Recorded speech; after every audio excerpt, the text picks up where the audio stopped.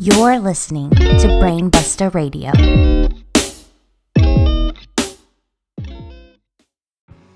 Welcome to Everything Pro Wrestling. Everything Pro Wrestling is a show by the fans, for the fans. And here's your host, Conrad Cushman. Folks, welcome to Everything Pro Wrestling. Everything Pro Wrestling is a show by the fans, for the fans. I am your host, Conrad Cushman. You guys know you can catch me every single Saturday on Brainbusta Radio. So happy Saturday to everybody who's listening. I can promise you guys this week's episode, we are talking Ring of Honor. This may not be the longest episode, but it's something I feel I need to get off my chest. So make sure you guys stay tuned in for that. But before we get into the episode, I do need to talk to you guys about some amazing deals that I have for you guys. Links will be in the description box. I have them numbered 1, 2, and 3, so you guys can follow straight down, click the links, and get yourselves some cool deals. Now, first, we have Wrestling Resurgence video on demand site. There's a link for it down below. Now, using the code brainbuster, that's with the ER, 15, you guys can get 15% off the show with the Iron Woman match between Kanji versus Charlie Evans. They have some great stuff on their video on demand site. This is a great deal for you to get 15% off. So I hope you guys at least take advantage and take a look at it and check it out. We also can get you 15% off Wrestling Resurgence merch. We have the link down below. Exact same code, Brainbuster15. That's with the ER. You guys can get 15% off some really cool merch. Check out the link for that. And last but not least, our good friends at Four Corners Cards will give you 10% off your wrestling trading cards by using the code BBRadio10. Now, why do you guys want to get some wrestling trading cards? Let me tell you, you guys can get some awesome cards of someone who could be the future of the wrestling business. Imagine how much that card could be worth one day. Imagine how cool it would be to have it in your collection. You guys can do so many great things with these trading cards and have a lot of fun and get some of the best wrestlers on the independent wrestling scene right now. So make sure you guys go down below in the description box and take advantage of these great deals that we have for you here at Brainbusta Radio. Folks, we are going to talk about Ring of Honor. I'm going to try and talk about the good first. We'll get into some of the bad, and then we'll get into some of the ugly when it comes to Ring of Honor. I got to give a shout out to Robert, who does the podcast with me, and Wilford from Brainbusta Radio. We've had some discussions about it, me and both those guys, about Ring of Honor wrestling. And Robert was honestly just at my house, and he said, you know what? Don't do any retro review this week. You need to discuss this Ring of Honor stuff that we've been talking about. And he brought up a very good point. And I said, you know what? It's time that I do speak my mind on Ring of Honor. I've been a Ring of Honor fan for quite some time. As most of you guys know, if you follow my Twitter, I've been going to Ring of Honor shows since, I want to say, 2010. Maybe even before then. I know I've been watching before 2010, but Ring of Honor was always just so much fun. So many great wrestlers came out of Ring of Honor that I enjoyed. It's just so sad when you look at where Ring of Honor has just went to, you know? They had so many great feuds, matches. They had everything going for them, and I don't know what happened. I wanted to talk about some of the best shows that we could even bring up. We have like some of the things with Manhattan Mayhem, Driven 2007, Glory by Honor 5 Night 2, Super Card of Honor 3, Manhattan Mayhem 2, Nowhere to Run, Death Before Dishonor 8, Final Battle 2005, Death Before Dishonor 4, when you have ROH versus CZW, and it's all the big blow off to that huge Cage of Death match. They have so many great shows. A lot of people love those Manhattan Mayhem shows. Joe taking on Kenta Kobashi, Davey Richards versus Daniels, Davey Richards versus Tyler Black, Bryan Danielson versus Kenta. Daniel Bryan or Bryan Danielson, whatever you want to call him today, versus Nigel McGuinness. CM Punk versus Raven in a dog collar match. Tag teams like the Briscoes, the Second City Saints, Jay Lethal being Samoa Joe's protege and then becoming Jay Lethal, the man in Ring of Honor. It's such an amazing story to tell. And Ring of Honor was doing great, big things in the world of wrestling. Look at people like Roderick Strong, Marufuji, The Age of the Fall, Claudio Castagnoli, Kevin Steen, El Generico. I could go on and on. Austin Aries too. Let me not forget him, because Austin Aries is one of my favorites as well.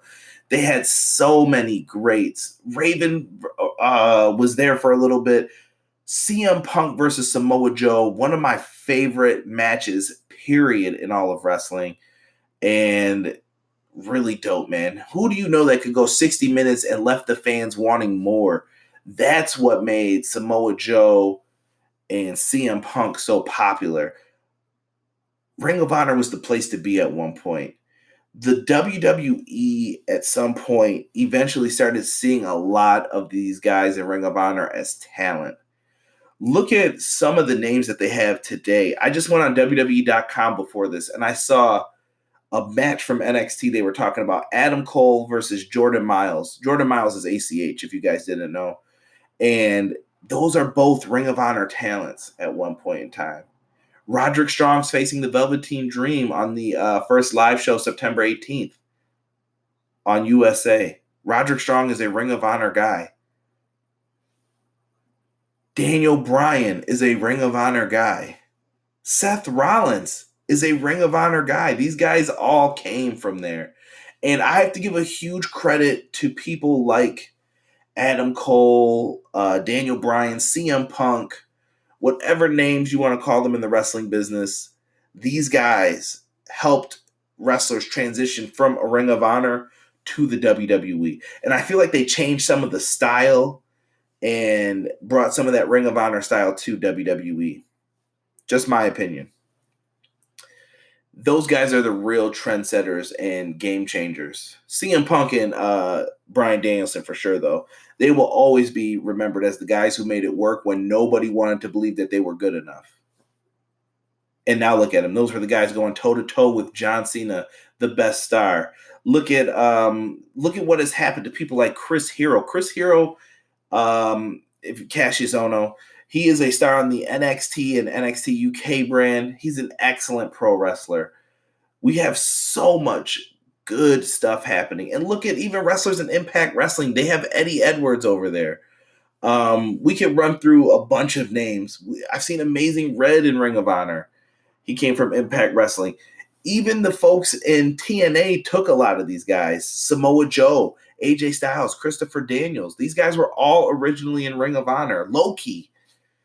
You saw all those guys over there. And then WWE took people like Spanky, CM Punk, Paul London. The work ethic that Ring of Honor brought to the table for these wrestlers, bar none. Simply amazing. And even today, when you look at the Ring of Honor roster, there's a lot of potential there. The Ring of Honor roster has some people on there that you would love to have on your roster, and you'd be a fool not to take them. You would try to make room for some of these people. When you look at some of the popular names that you see, Alex Shelley recently returned to Ring of Honor. Bandito is still in Ring of Honor. Brody King, Bully Ray. I'm a big fan of Cheeseburger, so I got to give him a shout out. But Colt Cabana, he was in the Second City Saints with CM Punk. He's been around a long time. Dalton Castle, David Finley, Mr. Bookerman, Delirious. Eli Isom is an up-and-coming star that I really like. Flip Gordon, Mark and Jay Briscoe, Jay Lethal, Jonathan Gresham, Jeff Cobb, Kenny King. I'm a big fan of a lot of these guys from Ring of Honor. But when you look at it, PJ Black, formerly known as Justin Gabriel, is here now. Mark Haskins, Rhett Titus, PCO, Matt Taven, Marty Skrull, Roosh, Shane Taylor, Silas Young. They have so many great names. And let me just check this last page to make sure I don't forget anybody. The Boys, TK O'Ryan, Vinny from the Kingdom, Tracy Williams, Will Ferreira. They've got a lot of good people. But when I look at this, half the people on here are New Japan Pro wrestlers. And we're going to get into why that's an issue later. Women of Honor. I think that the Women of Honor division is something different that they've been trying out. You got Angelina Love, Gabby Ortiz, Jenny Rose, Kelly Klein, Mandy Leone, Mayu is here. We got Stella Gray, Sumi Sakai is here, Velvet Sky. All nice girls. I've met them. Very great. Happy to see them making these moves. Now, that's their roster today. And everyone's probably like, man, you're saying a lot of good stuff. What is the issue? What is the problem? They've got the Ring of Honor title, the TV title, the tag titles, the Women of Honor title. What's the issue that you're having here? And it's just tough. It's very tough to watch what is going on with the Ring of Honor at this point in time. Like I've mentioned, they've produced some great stars, and people have been plucking at Ring of Honor for years, but Ring of Honor still found a way to push through. And at some points, you could say Ring of Honor was probably the number 2 promotion in the United States. You probably could. But slowly but surely, things happened to change, and things began to erode, and relationships began to damage, and people are starting to question what to do with Ring of Honor at this point. Why? We'll get into that. I mentioned a lot of these talents being taken and everything else. Where did the change start in Ring of Honor? I feel it started around, I don't know if it was 2009 or 2010. They brought Jim Cornette in. Now, Jim Cornette was talking some sensible things at the time, too. Ring of Honor before this, you would watch it maybe on HDNet or wherever you could. And Ring of Honor's matches were balls to the wall, no stopping. These guys are going extremely hard every single match. And you were exhausted by the end of these shows because they were just so good. Everybody was a star. And it just, nobody cared. Everyone was out to have the match of the night. Good and bad. I see why. Jim Cornette suggested that maybe people slow down and save the big stuff for the main event, build the crowd up, because you don't want to tire everybody out, because that's what eventually you're going to do. Neither here nor there. Some fans didn't like it. Some people were okay with it still. But that's not where the big problems began for Ring of Honor. I think the best place to start with all of this is, let's start with the relationship that once existed with the guys in the Bullet Club. The Bullet Club is a group in New Japan Pro Wrestling that slowly took over, and I can't believe how popular that group got. The Bullet Club became one of the hottest factions in pro wrestling. Hot Topic could not keep the gear on the shelves that the Bullet Club had. These guys are selling out everywhere. Kenny Omega, the Young Bucks, aka the Elite. These guys were selling gear everywhere. They were popular. How this happened, I don't know. I cannot explain why. Maybe I missed something, but people absolutely loved these guys. And they had not really been in WWE besides for some dark matches. And Kenny Omega was in their training territories. But forget that. These guys were big stars outside of the WWE, and people were buying their gear. They were the hottest thing in pro wrestling. Ring of Honor and New Japan Pro Wrestling formed a relationship. And that relationship allowed this to happen. Keep this in mind, because I will probably be coming back to this. The Ring of Honor Bullet Club relationship was a good thing. I felt like they put a lot of their eggs in that basket, though. And when you look back on it, yeah, it was dope to have Kenny Omega, the Young Bucks, Cody Rhodes, and everyone else in Ring of Honor come into like my local city of Buffalo or show up somewhere else, and these guys are putting on hell of a show. And I'm not blaming them for their talent or anything else, but it makes you wonder. Ring of Honor put so much into them that did they hurt their product? Think about it. They closed some pay-per-views with Adam Cole being kicked out of the Bullet Club by the Young Bucks and Kenny Omega being on the Videotron and introducing new members like Marty Scurll when he joined up with the Bullet Club. Those things are unforgettable, great moments. But how did that help your current stars? I get that this relationship was strong, and maybe it's been a fallacy for a long time that Ring of Honor was running low on gas, but it didn't help any of the current stars. Yes, Jay Lethal was there, he was doing his thing, but what did it really do? You got to ask yourself that question at the end of the day. What did it really do?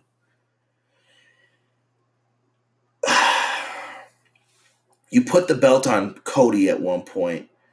You put a lot of investment in the Young Bucks. They were multiple time tag team champions. They fought the Hardy Boys at some of your biggest shows and main evented. That's who the people wanted to see. We fast forward. We get to All In. All In introduced me to people like Bandito and a couple others, even MJF, who I wasn't too familiar with at the time. I mean, we got to see some other people who I knew from Lucha Underground, everything else. But when we get to All In, Ring of Honor helped these guys produce that show. From what I've been told on wrestling sites and everything else, Ring of Honor basically like played themselves if you look at it that way.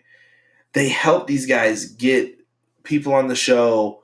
Ring of Honor thought it was making them more popular. Even the NWA was involved in it, and they had an amazing show. Dave Meltzer said that Cody, the Young Bucks, they would never sell out an arena for an independent wrestling show, and All In did that in the Sears Center in Chicago, Illinois.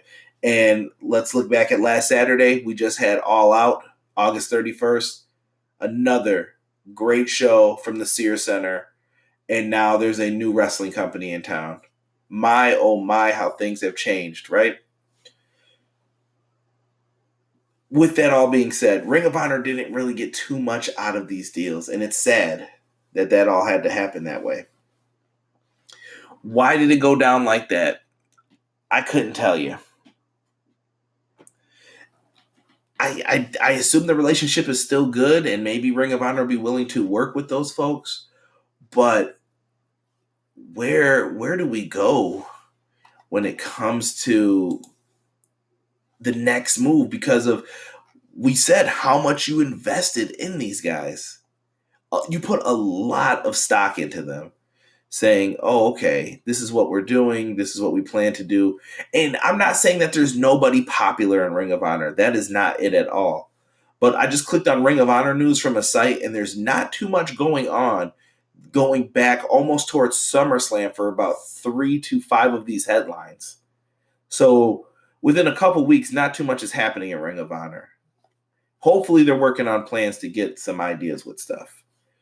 Now, the New Japan Pro Wrestling relationship. Let's get into that real quick, too. New Japan Pro Wrestling and Ring of Honor have been tremendous partners for each other. They have really helped out the Ring of Honor shows. I know the ones in Buffalo I've been to are a lot of like the Global War shows. It is cool that I've got to see Evil, Sonata, Naito, and so many more show up on the card and wrestle in matches. It's really fun to see, and I cannot be mad at it. It gives you an opportunity to see some of your favorite wrestlers that you may not ever have had the chance to see before. As a kid, I was a big fan of Jushin Thunder Liger and Great Muta. It is still like my goal, and I know Liger's going to retire, but if they had a wrestling independent show and they said tomorrow in Buffalo, Jushin Thunder Liger will be here, I think I would probably call into work just so I can go see it. That's how bad that I want to see some of these guys who I never had the opportunity to see as a kid. So New Japan Pro Wrestling is a big deal to me, and I really have always enjoyed the product. But in this relationship with Ring of Honor, I went over who was on the card, and yes, there are some cool names. I love PCO. I love the Villain Enterprises, the Briscoes, Jay Lethal. But some of those names I mentioned, they're getting older. I love Bully Ray. Older names. And I know they've got some younger guys on the roster, but they don't have the presence in the name because they don't have the wins. Ring of Honor spent too much time putting over the Bullet Club and putting over New Japan Pro Wrestling stars that none of their guys are popular now. Matt Taven's the current world champion. Matt Taven's a good wrestler. Matt Taven does what he needs to do every night. But the issues that we are going to bring up later are partially because Matt Taven is your champ right now. And that name doesn't bring people in to come see these matches. I get it. Maybe it takes time. And if you believe in him that much, then go ahead, Ring of Honor, do your thing. But we need to see something more than what you're giving us. Perhaps it's time to figure out a way to adapt. You see Impact Wrestling trying to adapt. You see so many of these other places. And I know Wilford just brought it up on his show, Unscripted with Omega Luke. Adapting is going to be the key for Ring of Honor to get out of this rut and mess that they're in. When you look at New Japan, they have Kenta, they have Ishii, they have people who are becoming stars. They're on the rise. I just don't feel any of that right now with where Ring of Honor is going in the direction they're going in. Do you go back to Jay Lethal and put the title on him? It goes back to that show, the big... I think it became very prevalent to a lot of people for that G1 Supercard show. And I'm sorry if you guys hear me typing in the background, but we're going to the Google machine here real quick because I want to pull up this G1 Supercard match card. So this was a joint event with New Japan and Ring of Honor, and you guys saw that they had like a battle royal. Kenny King won that one with Liger and Muda and all them showing up. You had Jeff Cobb. He beat Will Ospreay. That's cool. Not a problem, right? Ring of Honor got the win there. Roosh was on the show. Kelly Klein defeated Mayu. And, okay, that's fine. They got some big wins there. You get some matches with Flip Gordon. Dragon Lee ends up picking up a win, defeating Ishimori and Bandito. Fine. We're all good with that stuff. Gorillas of Destiny were involved. They're another great tag team from New Japan that you guys should check out. That was a good match. Zack Sabre Jr. with Taka Michinoku defeated Hiroshi Tanahashi. That was a New Japan match. Kota Ibushi versus Naito, New Japan match. And that was one of my favorite matches of the night, by the way. Like, top 3 for sure. Matt Taven defeated Jay Lethal and Marty Scurll. This is where Matt Taven won the title in a 3-way ladder match. It felt kind of meh when you watched it. You were more shocked, like they put it on Taven out of the options that they had. And Okada versus Jay White, main event at the show. New Japan main event at the show, and I think it just made Ring of Honor look second rate. And even I'm looking at the people who showed up in this. 2, 5, 6, 7, 8, 9, 10, 11, 12, 13, 14 people in the Battle Royal were Ring of Honor, and it looks like the other 14... Oh, excuse me. 15. So Ring of Honor had one more person in there than New Japan.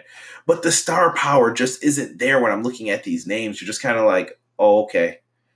It just saddens me, man, to see that. And that G1 Supercard show showed that New Japan's match quality outshined Ring of Honor in every way, including the world title match. Things were just not presented well.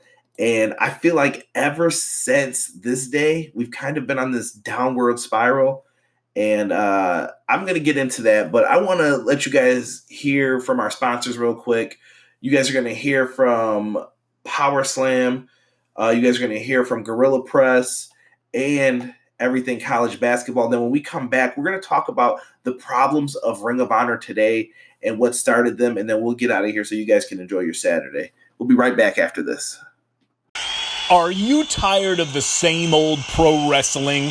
Then check out the amazing action on Powerslam.tv, the biggest indie pro wrestling channel in the world. Get over 4,000 hours of the best pro wrestling events from over 110 of the biggest names in the industry from over 15 countries around the globe. Get your free trial today at Powerslam.tv. Hey everyone, David Conrad here, owner of the Gorilla Position Wrestle Store. We're an online store headquartered in San Antonio, Texas, bringing you the best and original wrestling shirts, accessories, collectibles, and more. We're glad to be partnering with Brainbusta Radio, and to thank them and to thank you, We're offering 10% off all purchases with the coupon code BRAINBUSTA. That's BRAINBUSTA. You can find us on Facebook, Twitter, and Instagram under @GPWrestleStore, or check out our website, www.gpwrestlestore.com. Remember, when you want the best wrestling experience, you gotta hang out in gorilla position. Everything Pro Wrestling, it's your boys from the Everything College Basketball Podcast and Facebook group. I'm Josh Burton, letting you all know that if you like the college game, that there's only one spot to come find all you need to know. Yep, Josh, Peyton, and myself, Tyler. We are the three voices of ECB podcast and Facebook group. Peyton, tell them where they can find us and listen to us at. Well, Tyler, you can find us on Anchor, Spotify, iTunes, Google Podcasts, and all other podcast hosting sites. Also, go join our Facebook group, facebook.com/groups like Everything College Basketball. So if you want everything you need to know about the collegiate game or have a passion for it, there's only one spot that you need to check out on a weekly basis or a daily basis with the Facebook group. That's Everything College Basketball. Now let's get back to Conrad informing you on everything pro wrestling and the workings around it. Brother. All right, ladies and gentlemen, we are back. Big shout out to all of our sponsors who have some great ads. Make sure you guys show some support. Check out all of them. But let's get back into this. Oh, man. The Ring of Honor ticket sales and everything else will be something that we're going to talk about. But first, I want to talk about the free agent situation too right now. So, you know, sometimes when it rains, it pours. Well, it's about to start pouring in Ring of Honor if this stuff is all true. Marty Scurll will become a free agent this November. Now, AEW started up. When I mentioned the All In, that eventually became All Elite Wrestling. Tony Khan is backing All Elite Wrestling with Cody Rhodes, the Young Bucks, Kenny Omega, Brandy Rhodes, and their roster of wrestlers. And they have taken storm on the professional wrestling world, and they're looking to make a big splash. In a couple of weeks, they're going to debut on TNT. That is big news. We haven't had a show on TNT since WCW Nitro, and they are trying to make pro wrestling stick again on that network, and that's a bold move, and for that I applaud them because I'm a fan of the AEW stuff so far, and I'm going to be watching and interested in that. Marty Scurll is going to become a free agent. We have also heard rumors about Matt Taven becoming a free agent. Matt Taven's the current Ring of Honor champion. What are they going to do? I hope that's not true, but they've got some thinking to do and who they're going to put the belt on. But I still think Villain Enterprises is one of your more over acts right now. They're the 6-man tag team champions. What are you going to do? PCO, Brody King, and Marty Scurll and Flip Gordon are amazing. A lot of people are enjoying the mercenary gimmick that Flip Gordon's doing right now. And we all know that if you watch Being the Elite, there's a lot of references to the villain. And Marty's been referred to as the dead friend. And he's even on the graphics coming down with the umbrella. That's Marty Scurll. And I know everybody knows that when they see it, but he could wind up in AEW sooner rather than later. So Ring of Honor is going to have to start thinking about what they're going to do. Matt Taven, I don't know. Maybe he's got some leverage. Maybe NXT wants him. You don't know. Like I said, he's a good wrestler. It depends on what's going on with him too. But if I'm Ring of Honor, you better try to at least retain him if you don't have anybody coming up that's coming to your brand. Right now, if it's honestly up to me, I think Rush should be the current Ring of Honor champion. That's who you need to go with if you want someone who's going to be sticking around for a little bit. Next, let's talk about these ticket sales. Now, I'm reading something posted by John Carroll August 17th from Voices of Wrestling. Now, he talks about Ring of Honor. He kind of feels the same way I do. We are both from the Northeast. He talks about the peak of Ring of Honor and everything else that's happening. But he talks about how Ring of Honor has just changed in the look of the audience and everything else. And he's talking about how they're doing in 2019, and he's talking about it's not well. And things have changed in the current time period. He has a graphic for tickets for the Las Vegas taping at the end of September. I don't know if there's any way to pull this up, but I'm looking at it, and I'm familiar with how Ring of Honor does tickets. They are missing a pocket in the middle, left side from the stage. Front row on the right side from the stage is sold out, and the seats near, like coming out of the entranceway, those are done. Not too bad. But when you look at opposite of the stage, there are a lot of blue dots. Some people even asked him, he said, if those are the sold seats. No, brother. Those are the open seats.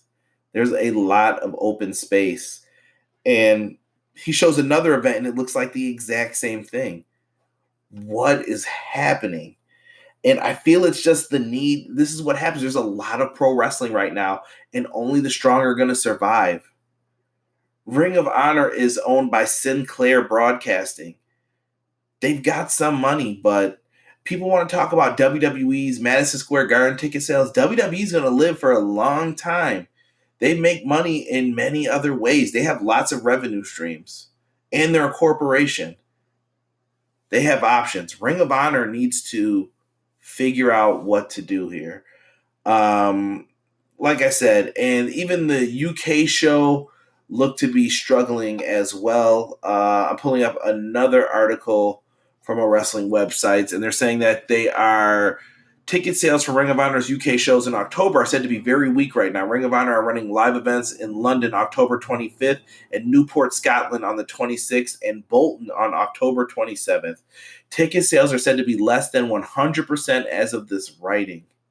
Or I'm sorry, if I said percent, I meant less than 100 as of this writing. That's crazy for how popular Ring of Honor was doing. I don't understand. And there's lots of rumors too that people are concerned that top talent's going to be leaving. The two big dogs in North America right now are WWE and All Elite Wrestling. They're owned by guys who have lots of money. Tony Khan's father owns the Jacksonville Jaguars. Vince McMahon is effing Vince McMahon. We know what they can do. Now, I'm surprised that they even got Rush and Bandito, and rumor has it that was because a friend of theirs, Andrade, told them, don't come over here right now. It's not good. And he sounded like he wanted to peace out as well. I don't know if Ring of Honor was playing the long game, but with AEW getting introduced, we saw these 5-year contracts coming up. We saw people like Anderson and Gallows who were free agents come up. I think a Luke Harper would thrive in Ring of Honor right now, but he's benched basically for asking for his release. WWE's not letting him go, and they're in a bad situation too. I just don't know at this point what it's going to take, what markets you can run. Do they run lesser arenas? I think the relationship with New Japan it's a good thing, and maybe you have to take advantage of it, but they're not here all the time.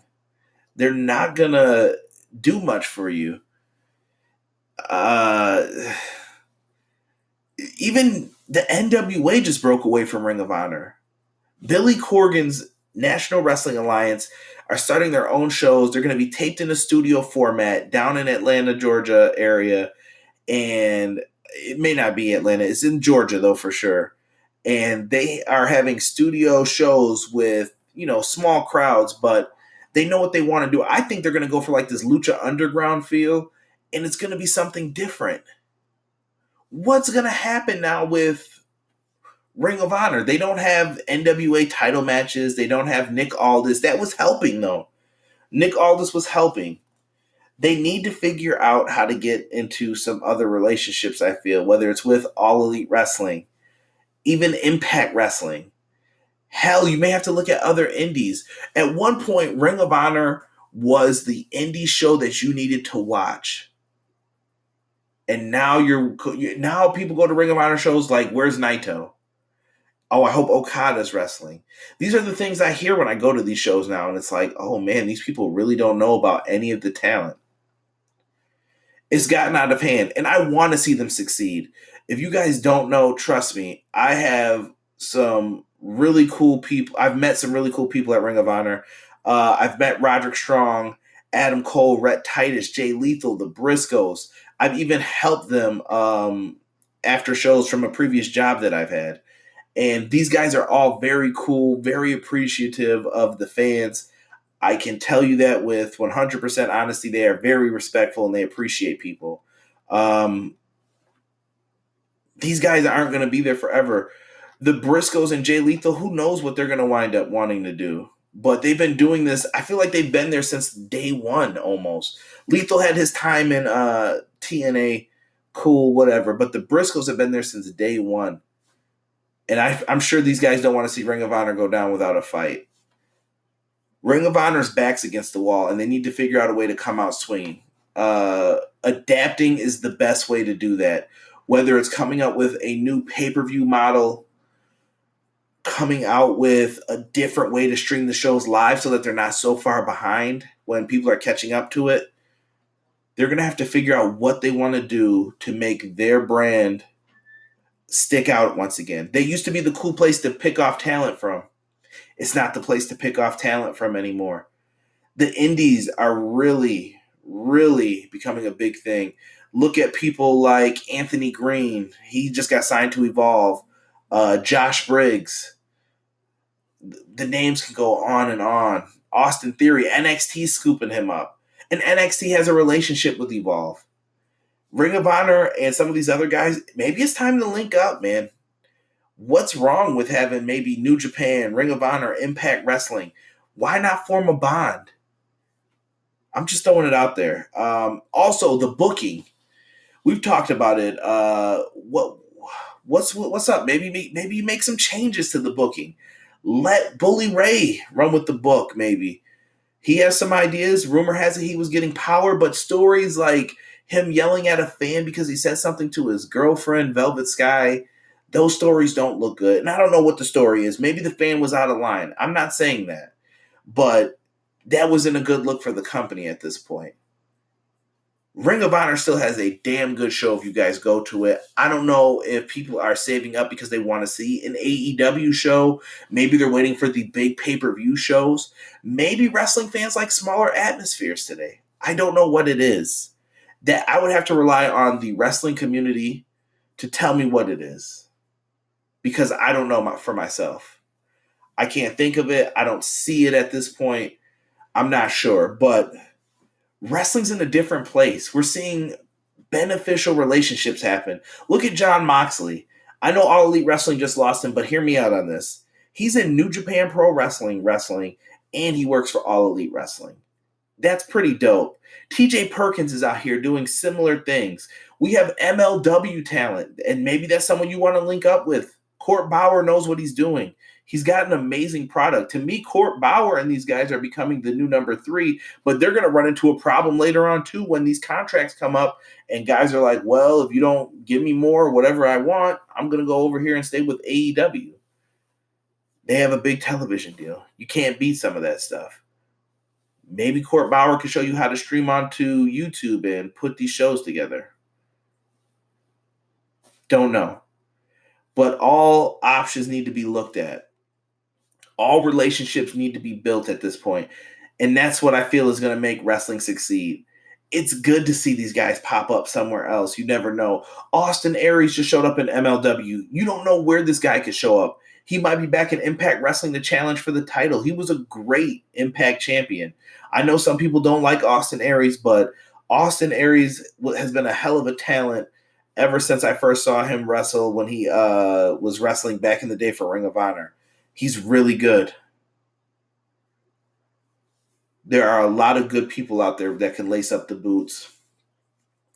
We got to look at how we can build the best roster and who the future talent are and who we are going to tell, listen, I want to build this company around you. What will it take for you to come over here?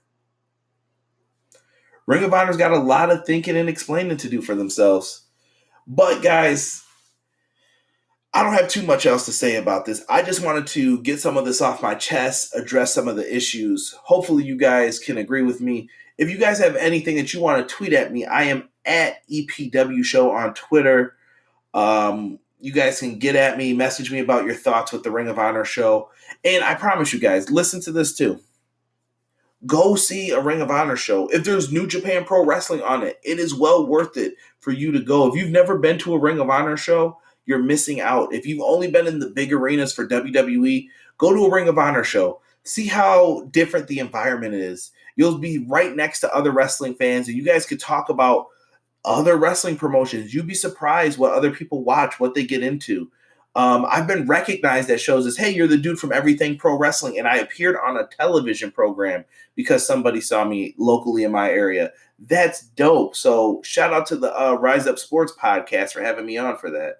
Somebody saw my videos, and I thought that was really cool. And somebody listened to my podcast, and people just are so appreciative. And I love everybody from the local area and people on Facebook, Twitter, the Brainbusta Radio family. It's all good, but I want to see Ring of Honor in a better place. That is the period point blank of us discussing this. Ring of Honor needs to build relationships, adapt, and I want to see them stick around. So if you guys have ideas for Ring of Honor, don't be afraid to let them know what your ideas are. You may have better ideas than me. Who knows? But I want to see this company do well. I want to see them thrive and get back to where they used to be. That's all I got to say on this subject matter, guys. I appreciate each and every single one of you for listening to Brainbusta Radio. We're out. Enjoy your Saturday.